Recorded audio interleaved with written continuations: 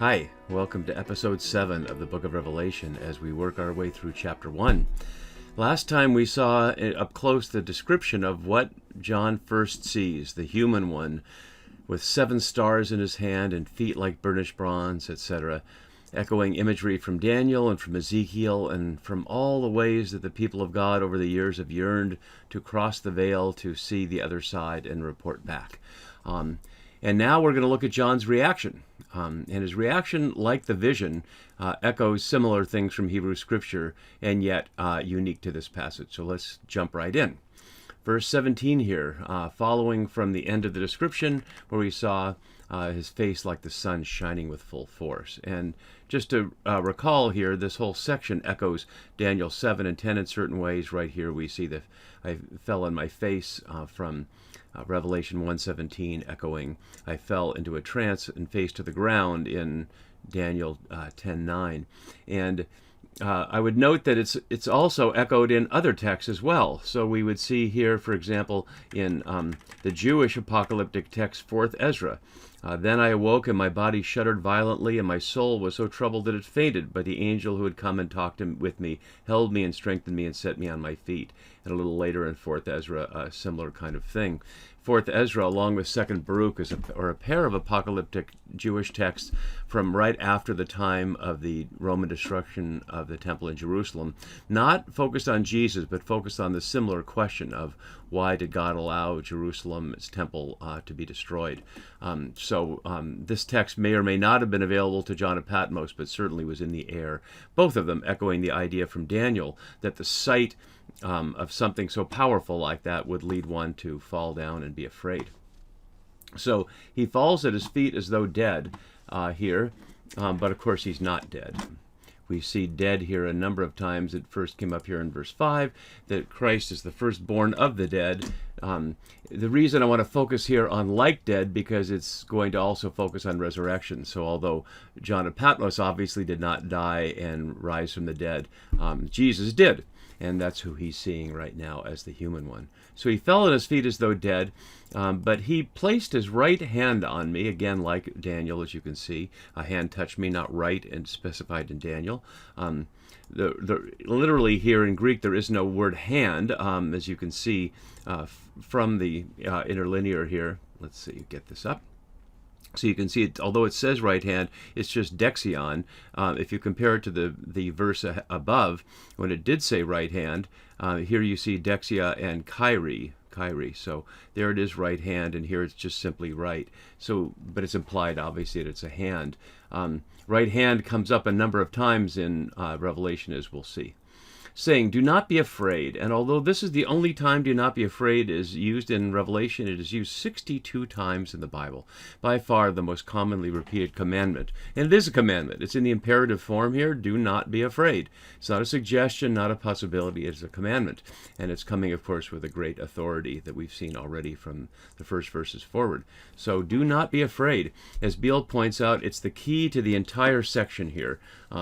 That John is not only to not be afraid of this vision and the power of what he's seeing, but not be afraid of the message that's coming, that suffering will happen but will lead to resurrection.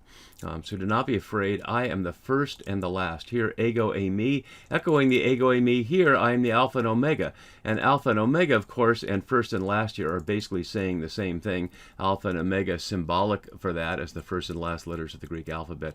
And here, protos kai ha eschatos, the first and the last. That highlights that there's a little chiasm here, not a powerful one in the sense of lots of details, but connecting verse 11 through verse 19. And so we see it starts with right to the 7 churches and ends right to the angels of the 7 churches. Then we see in verse 12 that John sees, I turn to see. And then we just saw here what that John sees again, and then we saw what John sees. So a little chiasm that connects those here, the first and the last also connecting to the Alpha and the Omega. And and the living one. And that's unique here in the Bible as a phrase, although the living God, is regularly used, Elohim Hayim, you see from Deuteronomy here, the living God. So the sense of the God of Israel is not just an abstraction in the sky or a mythological creature, but a living reality, the I am, that Jesus claims in John's Gospel, and the human one, who is, of course, Jesus, claims here. So Jesus is the first and the last and the living one, identified directly here with the living God. I was dead, and see, I'm alive forever and ever. And see here is weak in English compared to the Greek kai idu. As Raber notes here, the bellowing attention getter idu, a word not rendered strongly enough by the mild English lower behold. Better, now hear this, or attention. And we'll see it's used 12 times in Revelation, matching hene from the Hebrew, which is also used regularly to draw attention. So, I was dead, and behold, look, amazed, I am alive forever and ever. The phrase forever and ever, eis ton aionon, here, into the age literally, expressing that sense from Daniel 12 of eternal life as the life of the age to come, zoe onion. The word zoe isn't used here, although it is part of the previous thing. It's not part of the phrase. The I am alive is one phrase, and then forever and ever follows it. But it's the same basic point, that Jesus, as the living one, shares in the life of the age to come, and death cannot end it. He has the keys of death and Hades. A couple of things to pay attention to here. As a couple of scholars note here, Jesus, as the human one having the keys to death and Hades, takes the place of two different gods and goddesses that would have been popular in that realm. One was the goddess Hecate. In Hellenistic folk religion, you can see acknowledged as the one possessed the keys to the gate of Hades. And here's an image of her, so you can see what she looked like in at least one picture. Popular in Asia Minor, which of course is where John is writing. But also, even though Egypt isn't close to this area, Egyptian culture had a great influence because of Roman roads and because of Alexandrian's importance as a grain provider. And so it's also worth looking at that in Egyptian myth, Anubis is called the one who has the key to Hades, or could be key to Hades, not to death, in the Egyptian one.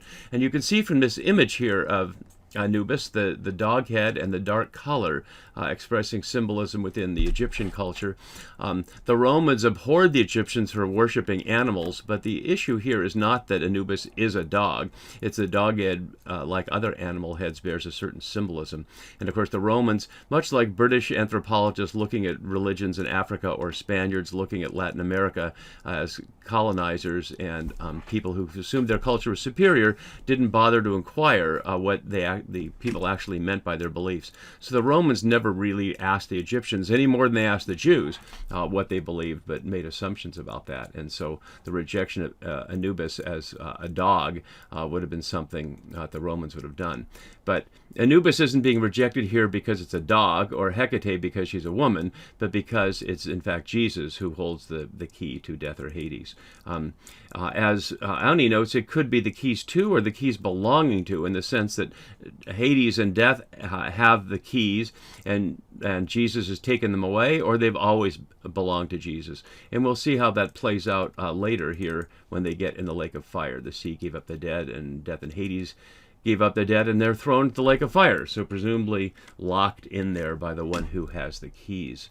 And he's told to write what you have seen, which is this inclusio, also, as I just noted, a chiasm, with verse here. So verse 11 here. So he's told to write in a book, and then just a few verses later, after he has his vision that tells him who the source of what he'll be writing is, this human one, he's told again to write it. What you've seen, what is, and what is to take place after this.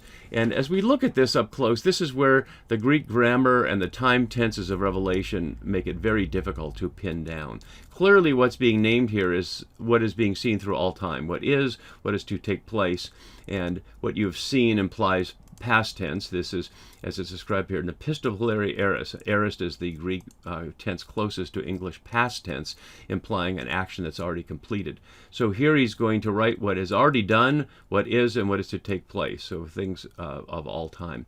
The little phrase at the end after this, metatauta, as you can see right here, seems like just an ordinary phrase, and it is an ordinary connector. But curiously, of 25 times in the New Testament, 16 times are in the Gospel of John and 9 times in Revelation.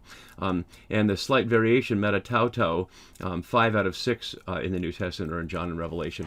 One of a few literary structural hints that the author of the Gospel of John and the author of the book of Revelation may be the same person, or at least may be similar. Another obvious one is that Jesus is portrayed as the Lamb, and yet the texts are obviously very different. The Gospel of John, a meditative, slow text with lots of conversation, and although its language is metaphorical, it's not nearly as richly intertextual as Revelation is. That doesn't mean they can't be from the same author. People can write different kinds of things on different days, like great writers or painters or musicians can, but there's no specific evidence. But that is one thing that does connect it. And then we conclude our section here with, as for the mystery of the 7 stars. The word mystery is a Persian loanword, mysterion, found in biblical Aramaic but not in biblical Hebrew. So it's used in a book like Daniel as well. Later usage equated it with tupos or type, and symbolon as symbol, as other ways to talk about that. It's important that although this is explained here, the word mysterion does not mean a mystery like a murder mystery or Agatha Christie story or something that can be solved if you have enough clues, like a David Lynch film, which we'll return to in just a moment, but something that's inherently not explicable to human beings. Much like I would try to explain to my dog that I'm leaving, I'll come back in an hour. To my dog, my leaving the house is simply a mystery. Nothing I can say or do would explain it. And the sense here, too, is that God, and here the human one, are so far above human beings that what they're about is a mystery. We can't explain it unless there's a revelation, which is what's happening here. So because of the revelation, because of the breaking in from the other side of the veil to John's side of the veil, he gets an explanation. And it's worth noting as we say that as far as we can tell, John is still wherever he was on Patmos when he first was told to write. He looks and sees, but he hasn't been taken anywhere. It won't be till chapter 4, as we can see here, in chapter 4, where a door in heaven stood open, and he hears a voice like a trumpet, like the shofar we heard earlier, and it said, "Come up here and I will show you." So it's not till chapter 4, after the messages to the 7 churches that we'll begin to look at next session, that John is said to be taken somewhere, to be transported, which is very typical of apocalyptic visionary reports. The same thing happens to Enoch and to Ezra, that they're supposedly taken up to heaven. So because the mystery is being revealed, we find out what it means. The mystery of the 7 stars are the angels of the 7 churches, and the 7 lampstands are the 7 churches. It's rare in Revelation or in apocalyptic literature that we get a straightforwardly allegorical interpretation like this, like one thing means exactly another, but that's what we have here. And there are other examples of that, but not usually so explicit. It takes a little intertextual digging, as we'll see much later, to see what some of these symbols represent. So here we're told the 7 stars are the angels of the 7 churches, which begs the question of what does that mean, angels of the churches? Does your church have an angel? What that's understood here, and as Elizabeth Schussler Fiorenza notes, there could be several meanings of that. One that was common is that each earthly nation has a heavenly representative, as you see here in Deuteronomy 32, although the New Revised Standard is showing you is translated from the Hebrew more than the Septuagint. It says according to the number of the gods here, suggesting that the nations and the gods are parallel. Obviously, Deuteronomy does not believe that there are other gods allowed by Yahweh to rule over them. Another aspect could be the heavenly or spiritual counterparts of earthly communities, the other side of the veil, a unit of that, or a visionary counterpart of a community prophet. Somebody from each of the 7 churches who's on the other side of the veil is a parallel. We don't have to decide that, but as we'll see, and you can see right here on the screen, the messages to the ecclesiae, the churches, are directed to the angel. So if nothing else, it's an intermediary between the other side of the veil and the people who live in these places on earth.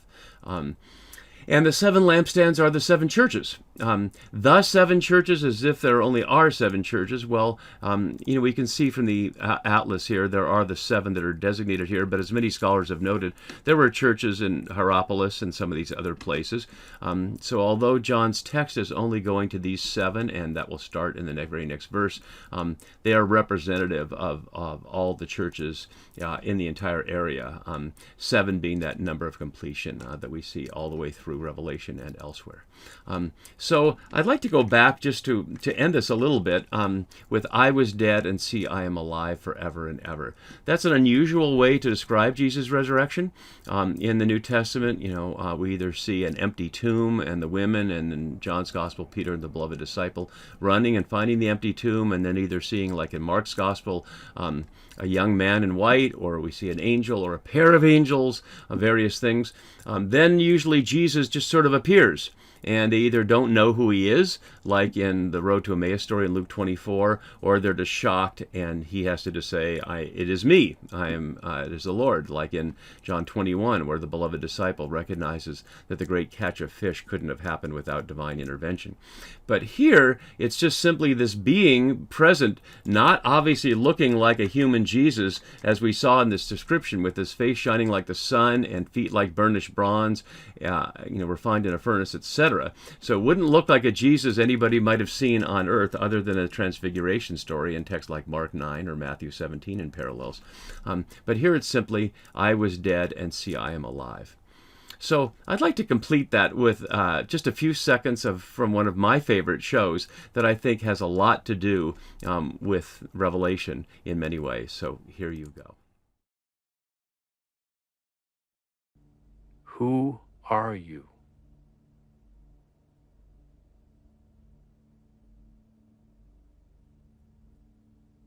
I am Laura Palmer.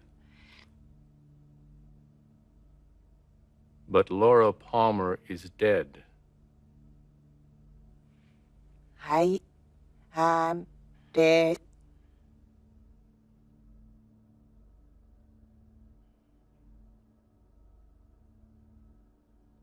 Yes, I live.